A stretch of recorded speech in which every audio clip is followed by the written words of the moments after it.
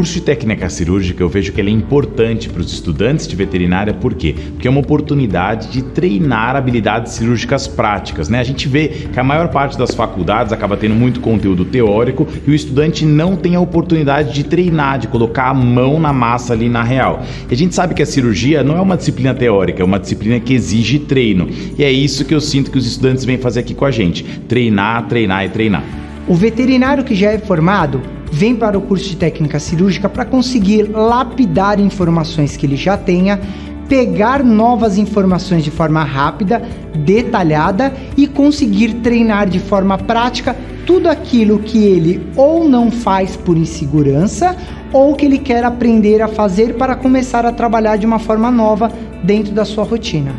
Como pessoas da minha cidade passaram, que o curso foi sensacional, maio de 2022, falaram, eu já comecei a correr atrás, mandei mensagem pro pessoal, incomodei muito o pessoal da secretaria, fiz a matrícula, carreguei 5 amigos meus comigo pra cá e essa parte é muito emocionante porque foi difícil estar aqui.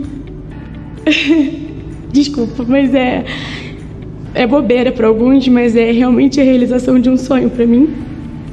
Eu tô nesse sonho desde maio, como dito, e quando chegou janeiro que eu falei, chegou, é agora. E falei, eu consegui, porque às vezes questão financeira, né, da gente estar em outro lugar, eu sou do Rio, então vir para São Paulo, em outro lugar, mas deu tudo certo, então o sonho se realizou, concretizou, eu formei na técnica intensivo de técnica cirúrgica, tá aqui. E se eu fosse vocês, eu vinha também, porque vale muito a pena. E eu tô falando de todo o coração, tá, gente? Eu tô me sentindo muito mais segura para poder fazer agora as técnicas que eu aprendi aqui. Formei!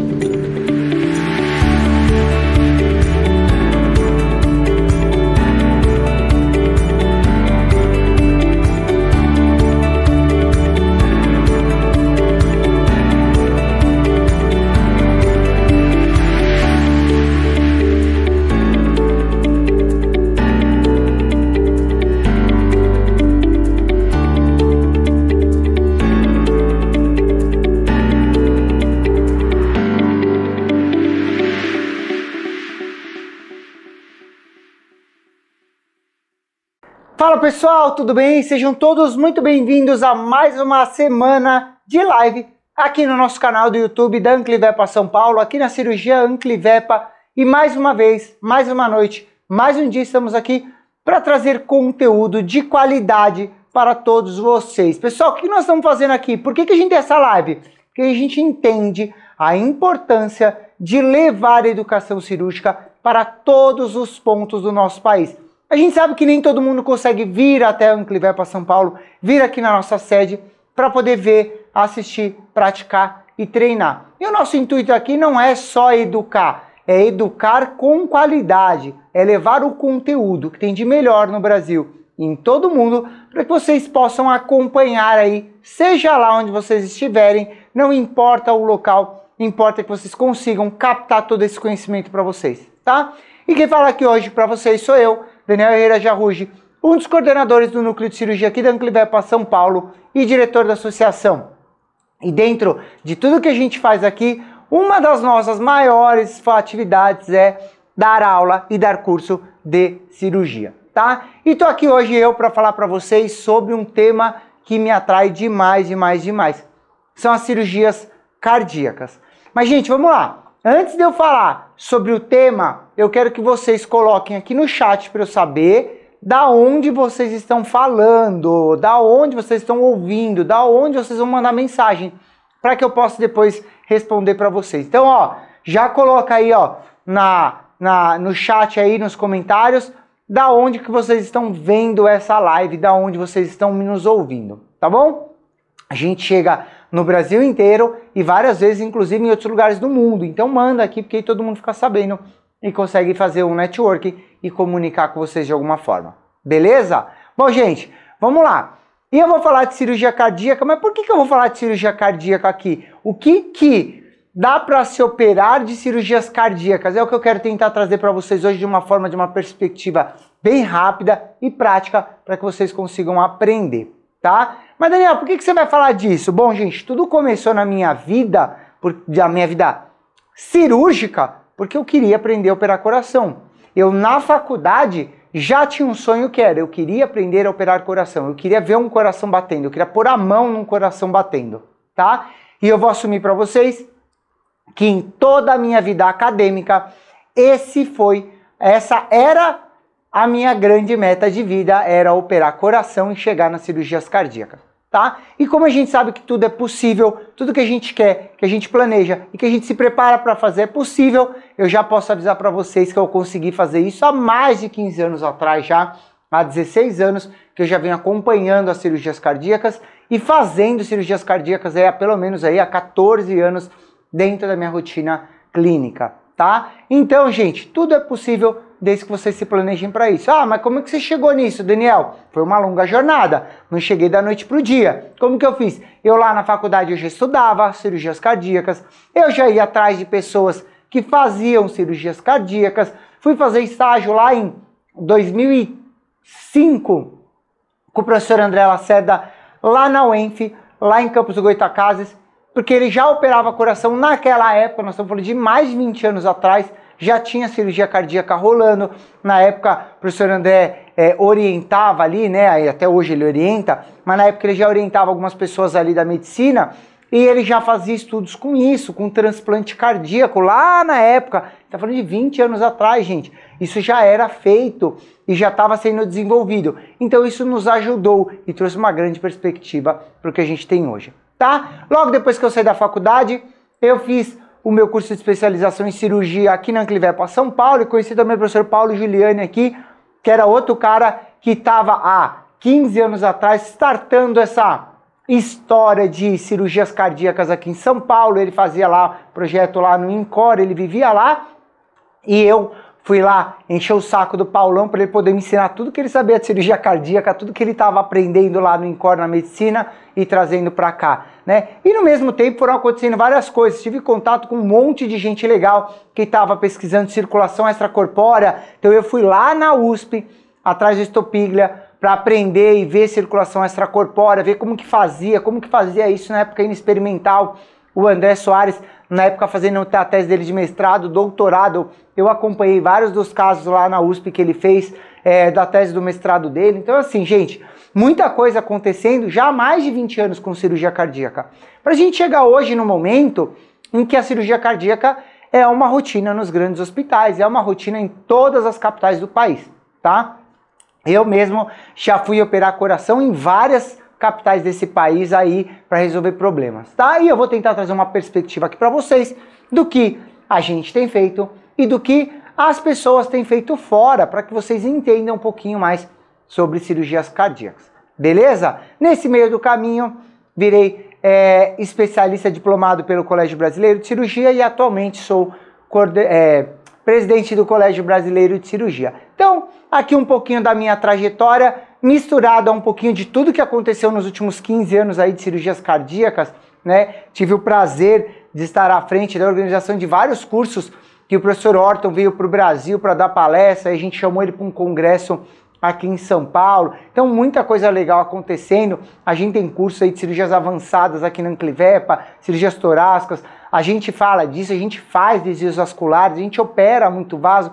Então, gente, tem muita coisa cardíaca legal que dá para ser feita. E eu vou tentar trazer um panorama aqui das cirurgias cardíacas assim. Eu vou deixar os vasculares um pouco de fora, mas as cirurgias cardíacas que dá pra gente fazer aqui na nossa rotina, para que vocês entendam. Daniel, mas você opera tudo de cirurgia cardíaca? Não, também não opero tudo. Tem algumas coisas que eu, Daniel, por exemplo, não faço, mas vou trazer um pouco do conhecimento aqui que a gente tem e aprende com as pessoas que fazem, para exemplificar para vocês coisas que são possíveis serem feitas na nossa rotina. Beleza, gente? Para vocês entenderem, primeiro, para operar coração, a gente começa aí com um monte de particularidades. E eu também não vou ficar gastando muito tempo aqui com essas particularidades, porque eu já dei, por exemplo, uma aula aqui no nosso canal do YouTube, que era tudo que você precisa saber antes de entrar numa cirurgia torácica. E aí eu gasto tempão aqui falando de várias das coisas que eu vou citar aqui de forma bem rápida, mas para vocês entenderem, tá? Primeira coisa que vocês precisam entender, dentro da cavidade torácica, quando a gente vai falar de coração, a gente tem estruturas extremamente importantes e que não são de comum conhecimento. Pô, Daniel, mas a gente não sabe? De forma geral, o cirurgião não está habituado a operar coração. Ele não mexe. Então, são poucos os cirurgiões que têm um conhecimento profundo sobre a anatomia cardíaca, sobre a inervação cardíaca, sobre a inervação do pericárdio, a caixa torácica, o funcionamento de toda a caixa torácica, pulmão, tudo que a gente tem na caixa torácica de forma geral. Foge só do coração, né? Vamos pensar na caixa torácica como um todo. Porque para eu acessar o coração, eu preciso abrir o tórax, eu preciso chegar nas estruturas, eu preciso dissecar, eu preciso funcionar. Então, gente, existe uma particularidade importante que é conhecer a anatomia para poder abrir o tórax, né? A cavidade torácica é uma cavidade rígida, o que me traz uma certa dificuldade no método de operar. Diferente do abdômen, que eu abro o abdômen e eu consigo operar tudo, fígado, bexiga, rim, nananã. No tórax, não. Se eu fizer um acesso pela linha média, eu não consigo acessar algumas estruturas que eu preciso.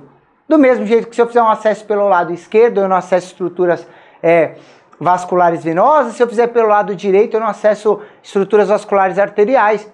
Isso é muito importante. Por quê? Porque o planejamento da minha cirurgia tem que estar muito bem alinhado, né? Então, dificilmente eu vou entrar numa cirurgia cardíaca sem estar perfeitamente planejado para tudo. Quando eu falo planejado, eu estou falando em preparação, pré, trans e pós-operatório, organização, qual acesso eu vou fazer, por onde eu vou entrar, o que eu vou utilizar, como eu vou fechar. Então, tudo isso tem que estar muito bem alinhado e detalhado, tá?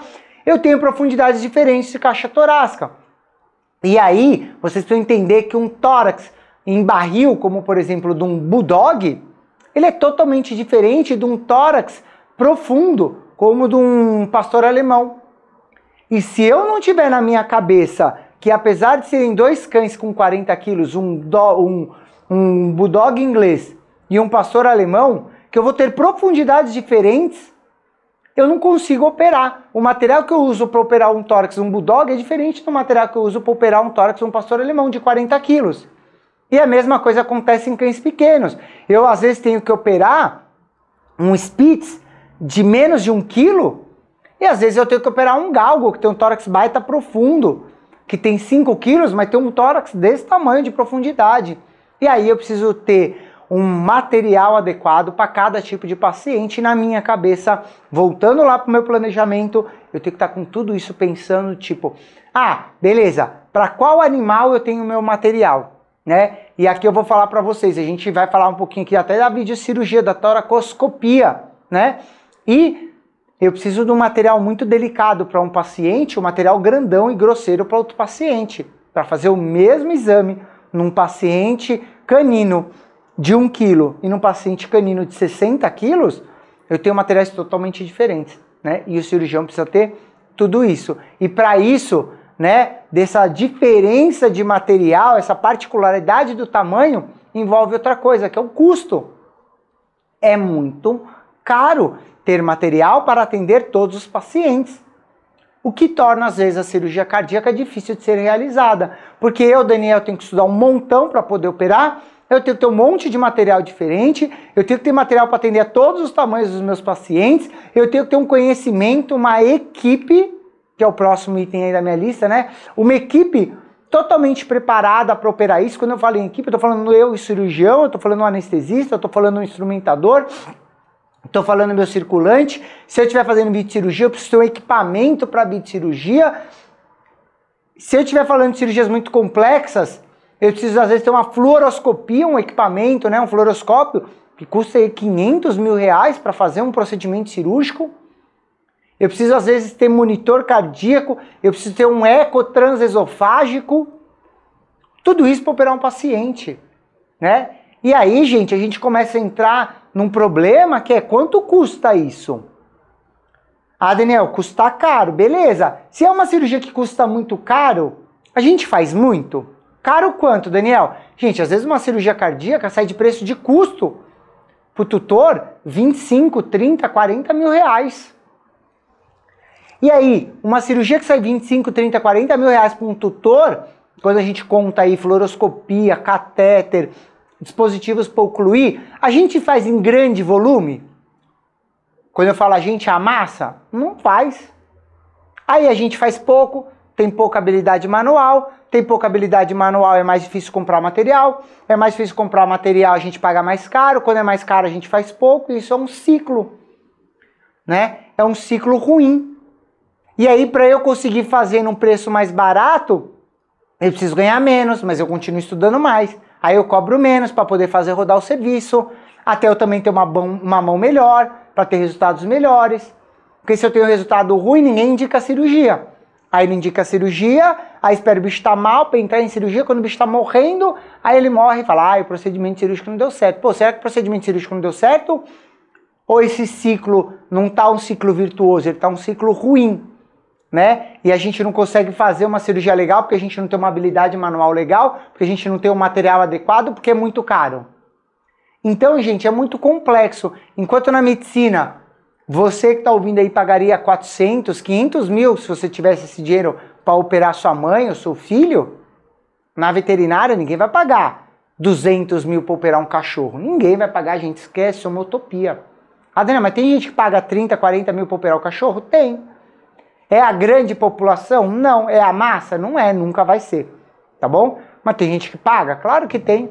Tem gente que paga isso sim, tá bom? Então, nós estamos num ciclo que é caro ainda operar coração, tá? Mas que tem um público que realmente paga. Então, Adriana, você tá falando isso porque você tá me tirando a vontade de operar coração? Não, eu tô aqui para falar que se você quer ser diferente, quer ganhar bem, quer fazer umas coisas legais, tem um público que paga isso, tá? E a gente opera coração aí com rotina, tudo bem? Então dá para fazer, ganhar um dinheiro, fazer coisa legal, com material legal, porque tem um público que paga isso sim, tá bom? Não é todo mundo, mas tem o seu público.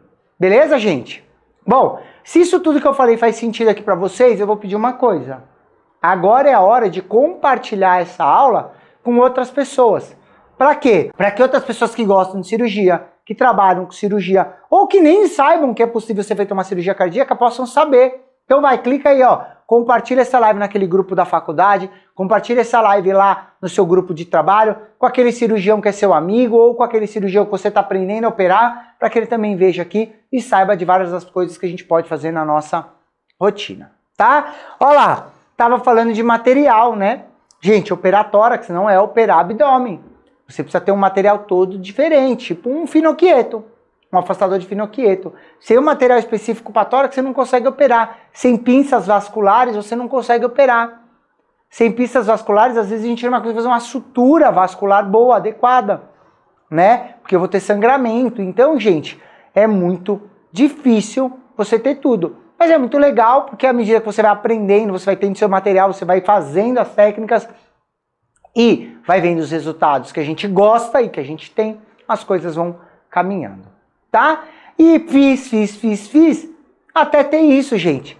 Até conseguir lá, e ó, que vocês estão vendo aí na imagem, ver um coração batendo de verdade, né? Pô, Daniel, demorou muito tempo para você operar coração? Cara, não foi da noite pro dia. Mas eu fiz, até o dia que eu consegui operar o meu coração. Claro que eu auxiliei muita gente, aprendi com muitas pessoas, né? Você tem aqui o André Lacerda, Paulo Giuliani, pessoas que me treinaram para operar. Posso falar aqui do professor Stopiglia, que me treinou também, me deu um monte de conteúdo lá, enquanto eu enchi o saco dele lá nos trabalhos lá das outras pessoas, né? Nunca fui aluno de Stopiglia direto, apesar de ele ter me orientado no TCC, mas que me ajudaram a ver isso daí. Primeira cirurgia cardíaca que eu vi de verdade foi Stopiglia e Júlia Matera. Pô, dois baita profissionais, baita cirurgiões. Stopiglia hoje está aposentado, mas a Júlia Matera ainda está inativa operando, né? Eu tive o privilégio de ver eles operando, ver o Paulo, ver o André Lacerda, todos eles operando o coração já, tá bom? Um baita privilégio e um baita aprendizado. Não só eles, como posso falar para vocês também que eu já transitei e fluí muito pela medicina para aprender com os médicos e também já vi médico operando com a gente cachorro para ajudar a gente a operar cachorro e já vi muita coisa legal acontecendo na medicina veterinária, tá bom? Mas vamos falar um pouquinho aqui, ó, da anatomia do coração. Quando a gente olha a anatomia do coração, algumas coisas me chamam a atenção. Eu tenho que bater um olho numa imagem dessa aqui, ó, e saber, cadê aqui o meu laser? Que isso é do lado esquerdo. Ah, Daniel, como você sabe? Porque eu consigo ver todo o sistema arterial aqui, ó, artéria pulmonar saindo aqui, ó, do lado do ventrículo, direito. Né, mas você está olhando do lado esquerdo e está vendo o ventrículo direito? Aqui é o ventrículo esquerdo, aqui é o ventrículo direito. Sai daqui do ventrículo direito, artéria pulmonar, lá estou vendo a aorta. Eu sei que esse desenho é de cão, porque ó, saindo do arco aórtico eu tenho duas artérias aqui, ó. Então, tronco braquicefálico e subclave esquerda. E aí desce lá o arco aórtico. Aqui no meio eu tenho o ligamento arterioso. Eu tô vendo aqui, ó, o vago passando aqui em cima e saindo do vago laringeu aqui, ó, passando atrás do ligamento arterioso. Gente, tem que saber essa anatomia na ponta da língua.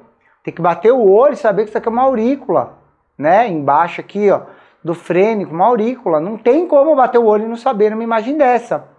Ah, Daniel, mas aqui eu não tô vendo sistema venoso direito. Mas quando eu olho do lado direito, eu vejo aqui, ó, cava caudal, cava cranial e a ásgos, né?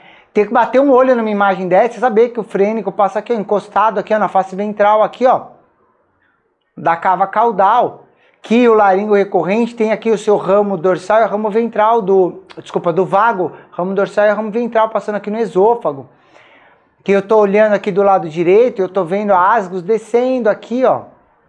Se eu for aqui na aorta, que tá aqui em cima, a aorta aqui, eu consigo ver aqui, ó, o meu ducto torácico. A gente tem que bater o olho na anatomia e saber. Se você não bater um olho numa anatomia de tórax e não saber exatamente o que você tá vendo, ferrou. Tá? Então, tem que saber muito bem a anatomia, né? E conhecer aqui os lobos pulmonares, saber que do lado esquerdo, por exemplo, eu tenho só dois lobos pulmonares, o cranial e o caudal. O cranial é dividido na porção cranial e na porção caudal, e o caudal só tem um único lobo, né? E quando eu vou para o lado direito, eu tenho o cranial, o médio caudal e o acessório. Nossa, mas tem 4 lobos de um lado e 2 lobos do outro? Tem, porque do lado esquerdo tem uma estrutura que chama coração, que está desviado para o lado esquerdo, que ocupa um grande volume da caixa torácica esquerda. Tudo isso, gente, tem que estar na ponta da língua. Tem que conhecer a mecânica ventilatória do paciente para operar coração. Nossa, Daniel, mas eu preciso conhecer ventilação para operar coração? Claro que precisa. Quando a gente vai operar um coração, eu preciso abrir o tórax, eu preciso comprimir lá o pulmão, eu preciso que o meu paciente respire durante a anestesia. Então, tudo isso tem que estar bem alinhado, tá? E quando a gente fala de cirurgias cardíacas, é claro que de uma forma bem sucinta, né? Daniel, mas tem livro de cirurgia cardíaca? Tem livro de cirurgia cardíaca já na veterinária, tá? Vou aqui pontuar as coisas que a gente vê na rotina. A gente vai falar aqui basicamente de algumas doenças. Primeiro, PDA, persistente ducto arterioso, pericardíaca, as neoplasias, né? Nossa, Daniel, mas dá para tirar câncer? Claro que dá. Quais são os 2 principais cânceres que a gente opera do coração? Os quimodectomas. Quimodectoma, um tumor da base raiz aórtica, a gente tira. E qual é o tipo de câncer que a gente tem muito no coração? Os hemangiosarcomas.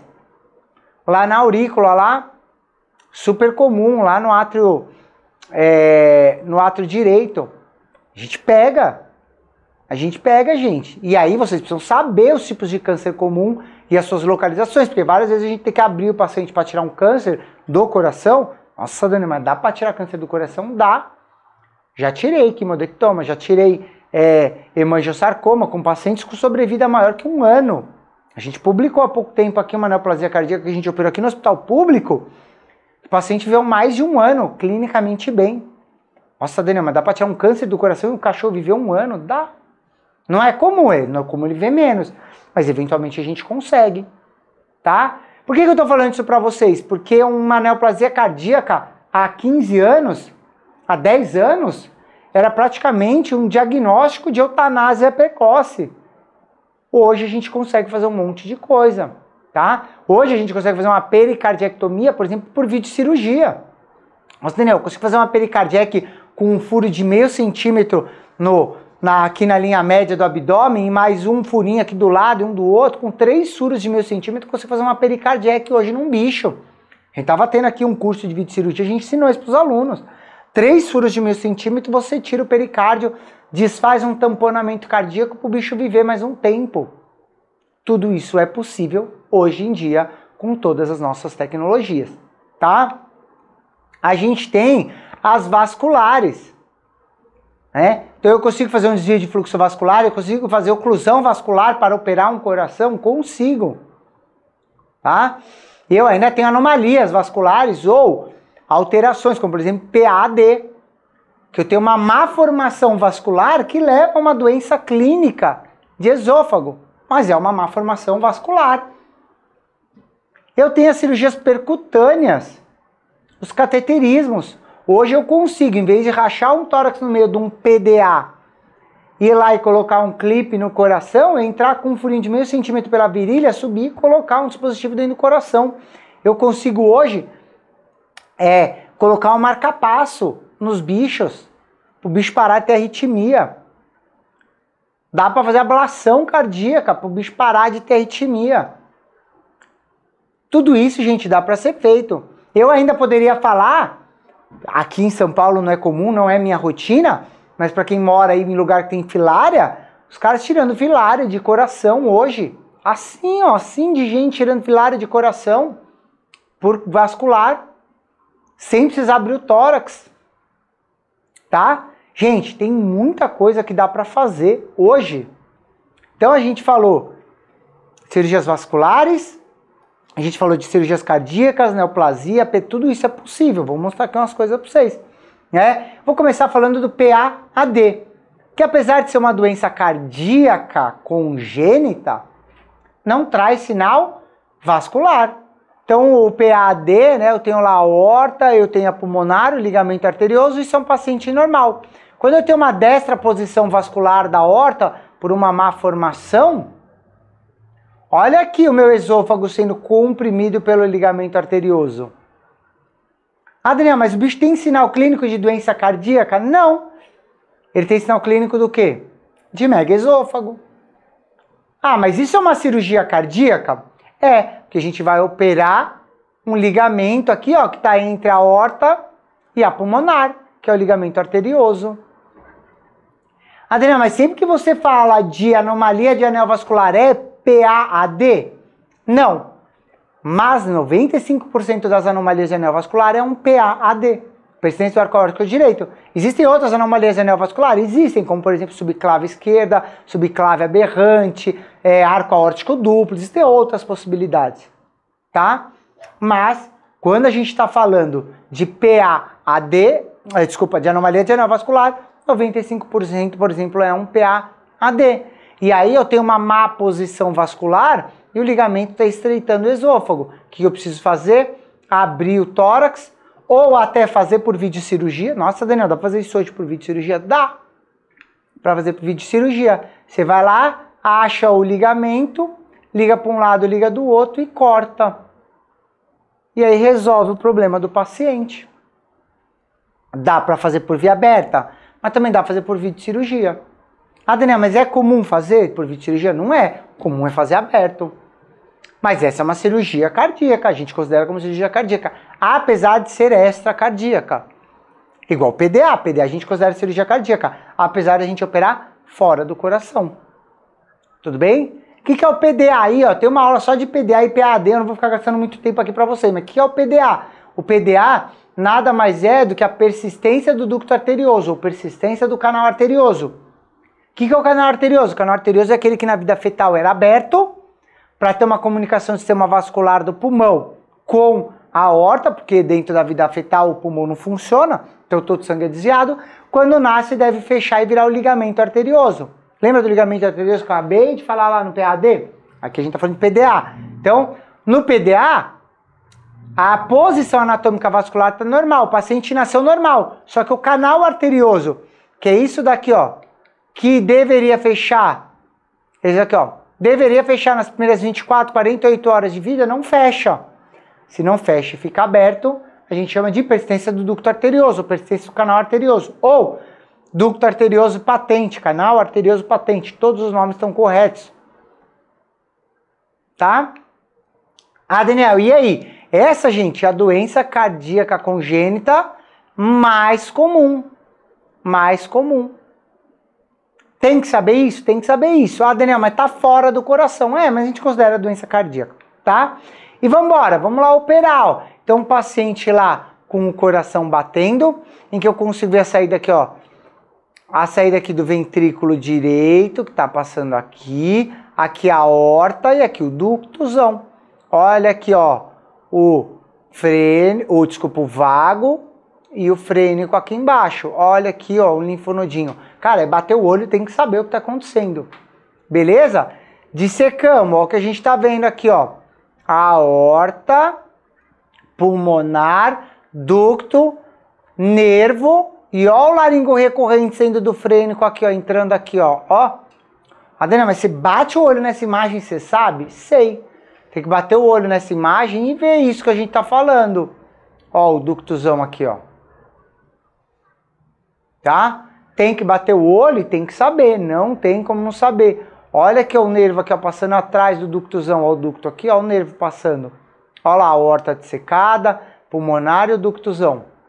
Por quê? Porque o tratamento cirúrgico disso é ir lá e fazer uma dupla ligadura ou colocar um hemoclipe.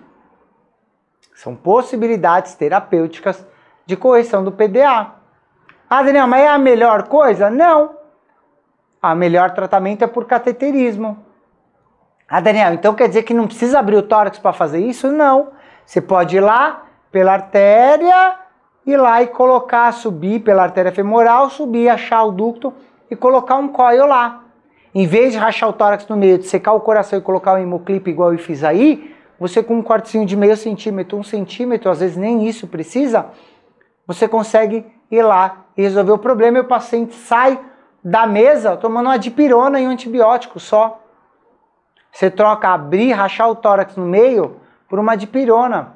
Olha outro caso aí, ó, que a gente pode operar estenose pulmonar. Então existem vários tipos de estenose pulmonar, mas eu posso ir lá por cateterismo.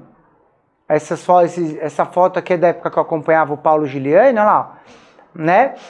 E aí você ir lá, ó, e colocar na estenose pulmonar e dilatar para que você consiga ter um fluxo vascular normal. E aí um paciente que teria 3, 4 anos de sobrevida passa a ter 10, 12 anos de sobrevida normal. Ah, Daniel, e se não fizesse por cateterismo? Tem como operar aberto? Tem. Você vem aqui, faz uma bolsa de fumo aqui no coração, entra com uma pinça e rasga aqui, ó. A estenose aqui, ó, entra com a pinça aqui, rasga aqui, ó. Mas é muito pior. O que vocês acham que é melhor? Entrar com um catéter, olhando por fluoroscopia e resolver e dilatar o pulmão? Ou abrir o tórax no meio, fazer uma bolsa de fumo no coração, entrar com uma pinça e rasgar com a pinça a estenose pulmonar? Gente, é claro que é melhor fazer por cateterismo. Ah, Daniel, então por que você está trazendo aqui? Porque eu estou mostrando para vocês que existe isso hoje na rotina e que vocês precisam estar atentos para poder indicar, tá? Ah, Daniel, o que mais a gente opera? Dá para operar trauma cardíaco? Muito menos comum. Muito menos comum. Ó, eu opero há 15 anos. O único trauma cardíaco que eu consegui operar até hoje foi esse paciente que veio a óbito no transoperatório. Como que foi esse paciente? Esse paciente caiu da laje um dia antes, fez um hemotórax. Levaram para o hospital e estabilizaram ele, ficou bom. No dia seguinte foram mandar ele para tomo para fazer uma avaliação. E me chamaram para colocar um dreno torácico nesse cachorro. Beleza. O que provavelmente aconteceu? Esse cachorro agora a gente sabe o que ele tem, né? Depois. Ele tinha uma lesão na aurícula, uma perfuração na aurícula. Provavelmente esse cachorro ele parou de sangrar, coagulou. E fechou o trauma por coágulo. O que aconteceu? No deslocamento dele no dia seguinte do hospital para o outro hospital para fazer a tomo, o coágulo deve ter deslocado. O que aconteceu? Ele começou a sangrar. O imaginologista lá passou um laudo, falou, eu não vi nenhum nada demais. Quando passou o segundo contrastado, ele me ligou e falou, eu estava no hospital esperando. Ele me ligou e falou, Daniel, prepara, porque tem o dobro de sangue da primeira imagem. Em 5 minutos. Ele falou, me dá mais 2 minutos. Deu mais 2 minutos, ele me ligou de novo. Ele falou, Daniel, aumentou o volume de sangue de novo. Eu estava no hospital, abri o tórax. Quando eu abri o tórax, olha a imagem lá, ó. Olha aqui a aurícula sangrando, ó, jorrando sangue. Tá? Esse bicho parou aí na mesa antes de eu conseguir conter essa hemorragia. Tá? Eu interrompi o vídeo porque eu abri e ele parou. Foi o único trauma cardíaco que eu peguei até hoje, ele parou na mesa. Ah, Daniel, mas não é comum ter trauma cardíaco? Não. É comum os pacientes de trauma cardíaco morrerem antes de chegar no hospital. A gente tem uma curva de óbito por conta de trauma uma curva de óbito por conta de trauma, e a gente sabe que esses pacientes que morrem antes de chegar no hospital, então antes dessa primeira hora, são pacientes que têm traumas muito severos, e provavelmente esses caras de trauma cardíaco estão nisso, por isso que a gente não opera. Eles morrem porque eles não têm um atendimento pré-hospitalar bom. Mas, eventualmente, um dia pode chegar para você um trauma cardíaco, você tem que estar pronto. O dia que eu estava lá no hospital, se eu estivesse na minha casa, eu não chegaria no hospital para operar isso. Tá? Ah, Daniel, se eu precisasse estudar para operar um desses, teria morrido, não teria tempo de eu abrir. Esse eu consegui abrir, identificar a causa, quando eu fui para resolver, o bicho morreu. Infelizmente, né? Mas, se tivesse dado para salvar, seria o meu primeiro caso de trauma cardíaco e ainda teria salvado. Olha que legal. Mas isso só acontece porque eu estava pronto para resolver o problema. Se eu não tivesse pronto, nunca conseguiria. Então você tem que estudar para estar pronto, para caso um dia chegue um desse para você, você possa salvar também, ou tentar salvar. Ah, mas não é comum, Daniel. É, mas eu não estou dando aula aqui para quem quer ser mediano. Estou dando aula aqui para você que quer ser diferenciado. Para você que quer ser bom. Para você que pode operar um coração um dia. Nossa, Daniel, mas tá muito longe para mim. Para o Daniel de 17, 18 anos atrás, eu achava que estava muito longe. Mas eu busquei e hoje eu opero isso de rotina. Tá? Então, se eu conseguir, você também consegue. Basta se planejar e tá pronto para operar. Tá? E tem que tomar cuidado, porque eventualmente chegam essas coisas pra gente, né? Esse caso específico eu não precisei operar. Mas olha como essa bala aqui, esse projétil tá próximo dos grandes vasos.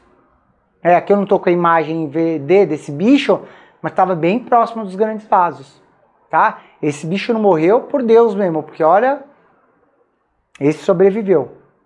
Mas estava bem grande, próximo dos grandes vasos. Era, pra mim, esse bicho era para ter morrido clinicamente. Olhando esse raio-x, sabendo onde essa bala tá, era para esse bicho ter morrido. Mas graças a Deus esse bicho ficou bem, não precisou de cirurgia. Tá bom?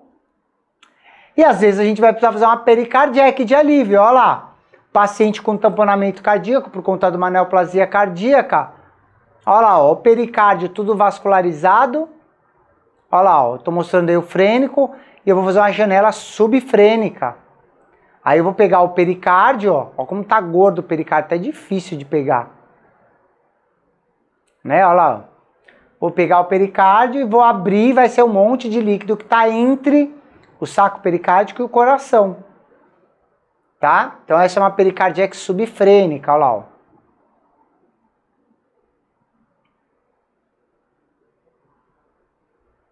Ó quanto líquido saindo, ó. Vou voltar aqui e dar o play de novo aqui, ó. Olha lá, ó. Ó quanto líquido, ó o tamanho que tá o saco pericárdico. Por que a gente precisa saber isso? Porque eventualmente a gente pode precisar fazer uma pericardiac. Ah, mas dá pra fazer hoje uma pericardiac por vídeo? Dá. Mas se você não tiver por vídeo, você precisa saber fazer aberta. Essa é uma técnica relativamente simples. Adriana, mas isso não é cirurgia cardíaca? É. Na nossa rotina é. Tá? É o que a gente opera, tá? Ah, Daniel, e dá pra fazer cirurgia cardíaca com circulação extracorpórea? Também dá. Aí, ó. Olha lá, ó, tirando o pericárdio, olha lá como fica aberto o coração, tá? Daniel, dá para fazer cirurgias cardíacas, por exemplo, com circulação extracorpórea? Hoje dá. A gente tem gente fazendo já circulação extracorpórea aqui em São Paulo. Daniel, o que é circulação extracorpórea? É quando eu coloco uma bomba para trabalhar no lugar do coração e do pulmão. E aí eu consigo parar o coração para resolver o problema do meu coração e depois faço o meu coração voltar a bater. Isso já se faz aqui em São Paulo? Já. Tá? Para vocês entenderem, gente, a dinâmica de como as coisas estão evoluindo. Quando eu, Daniel, me formei há 16 anos atrás, a gente mal operava PDA e PAD. Pericardiac. Hoje se faz cateterismo de rotina, se faz cirurgias com o coração parado, cirurgias com o coração funcionando.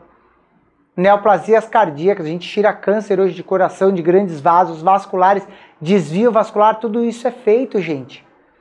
E por que eu estou falando isso tudo para vocês? Porque, ó, estudar não é uma opção para vocês, é a única forma de vocês evoluírem. Se vocês que estão vendo essa aula não estudarem continuamente, vocês nunca vão evoluir a ponto de fazer uma cirurgia dessa. Ah, Daniel, mas isso não é pra mim. Não sei. Talvez seja. Talvez você seja um ótimo cirurgião cardíaco que ainda não tenha sido descoberto. Mas se você treinar, estudar e se desenvolver, eu tenho certeza que você pode chegar lá, porque eu, Daniel, há 18, 19 anos atrás, há 20 na verdade, me permiti estudar e buscar isso. E hoje eu estou aqui operando o coração, operando grandes vasos, operando cirurgias vasculares de rotina, com ótimos resultados. Tudo bem, gente? E eu estou trazendo isso aqui para vocês saberem que existe chance, dá para operar coração e com bons resultados. Tá bom? Tá, Daniel, mas como é que eu começo? Começa pelo começo, começa pelo básico. Vem para o curso de técnica cirúrgica. Se você está na graduação, começa a estudar, começa a se preocupar em treinar. Começa a buscar. Eu, na minha época, não tinha onde treinar. Hoje a gente tem a possibilidade de você vir aqui, ó, pegar um curso de técnica cirúrgica. Vai começar em agosto aí, ó. Um fim de semana por mês por 5 meses. Vem ver as principais técnicas cirúrgicas da rotina. Aprende a operar o básico. Um fim de semana por mês por 5 meses. 100 horas de curso dentro do laboratório, 100% prático. Ah, Daniel, mas eu sou graduando, eu posso fazer? Pode. Mas eu vou aprender a operar? Não vai aprender a operar como você vai operar um bicho vivo no final do curso. Nós vamos te colocar para fazer uma campanha de castração e você vai operar. Mas eu vou operar no segundo semestre de faculdade? Vai. Com a nossa equipe você vai operar, porque a gente põe vocês para operar, a gente ensina vocês a operar e você vai sair operando. Ah, Daniel, mas eu já sou formado, vale a pena fazer esse curso? Vale, porque a gente vai dar todas as novidades e atualizações da cirurgia de rotina de mão beijada para você de forma prática, dentro do laboratório, com cadáver, para você poder treinar e executar técnicas que talvez você ainda não faça na sua rotina. E a partir do momento que você passar a fazer o básico totalmente bem feito, as cirurgias mais complexas vão começar a vir. Então se liga, aponta seu celular para esse QR Code que está aí na tela e não perde a oportunidade de fazer o melhor para a sua vida, que é estudar. Lembra, gente, estudar não é opção, é a única forma de você evoluir. E eu encerro aqui a minha live, espero que vocês tenham gostado e visto que dá para operar o coração, dá muito certo, mas você precisa estar atento, treinado e habilitado. E tudo tem um começo e o primeiro passo eu tenho certeza que aqui no curso de técnica cirúrgica. Eu espero ver você em agosto, aqui na Anclivepa, porque a turma de julho já tá cheia, não dá mais para você fazer o de férias, mas em agosto a gente se vê. Beleza, gente? Valeu, um abraço, beijos e até a próxima. Olá, eu sou a Maria Mariana, estou formada há 2 anos em Medicina Veterinária. Eu sou de Cacoal, Rondônia. E hoje eu estou concluindo o curso intensivo de técnicas cirúrgicas na Associação Anclivepa de São Paulo. Em novembro de 2023 fiz um curso de imersão de cirurgia em felinos e desde então venho trilhando a minha trajetória na cirurgia. Com o curso de técnicas cirúrgicas pude aperfeiçoar e desenvolver novas técnicas e melhorar os conhecimentos que já tinham previamente. Eu escolhi a Anclivepa pois é referência na cirurgia e estar aqui pode me proporcionar novos caminhos, novas oportunidades e novas chances. Com certeza eu vou recomendar esse curso para os meus colegas de profissão, pois aqui é um momento onde a gente tem a oportunidade de estar imerso a essa realidade que a gente